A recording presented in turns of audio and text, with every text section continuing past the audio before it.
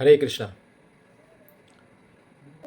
भगवान श्री कृष्ण की वाणी यानी भगवद गीता, श्रीमद् भगवद गीता हमारे कानों तक उनकी वाणी पहुंच रही है या नहीं पहुंच रही है, कैसे पता चलेगा? भगवान तो अनादिकाल पहले हम सबको भगवद गीता का शुद्ध ज्ञान देके गए और हम देखते हैं समाज में बहुत परिवर्तन आ गए। आज हमारे पास वही भगवान श्री कृष्ण का रियल नॉलेज या यथारूप ज्ञान है कि नहीं, कैसे पता चलेगा?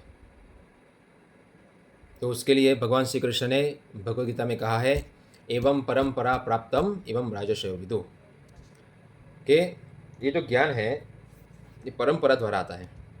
भगवान श्री कृष्ण जब आते हैं तब एक परंपरा बनाते हैं, उनके बाद उनके शिष्य उनके शिष्य उनके शिष्य, ऐसे गुरु शिष्य परंपरा होती है।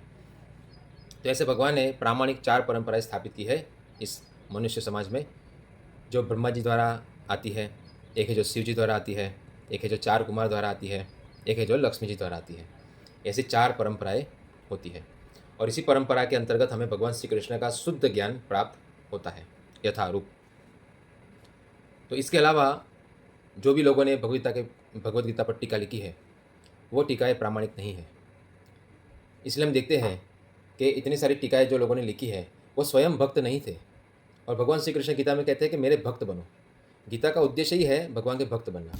तो जिन लोगों ने भगवान श्री कृष्ण को स्वीकार नहीं किया, उनकी सेवा पूजा, उनका प्रचार नहीं किया, वो भक्त ही नहीं है।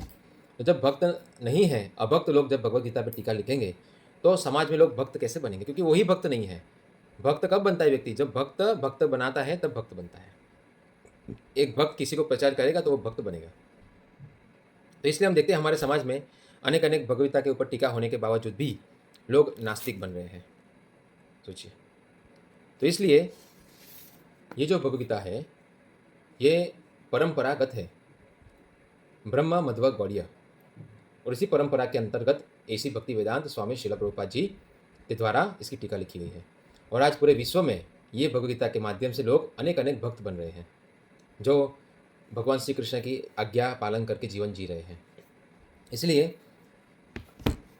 हमारे कानों तक भगवान श्री कृष्ण की वाणी ऐसी गीता पढ़ के पहुँचती है जो शुद्ध प्रामाणिक भक्तों के द्वारा लिखी गई है, जिसमें कोई प्रकार कोई मिश्रण नहीं है ना।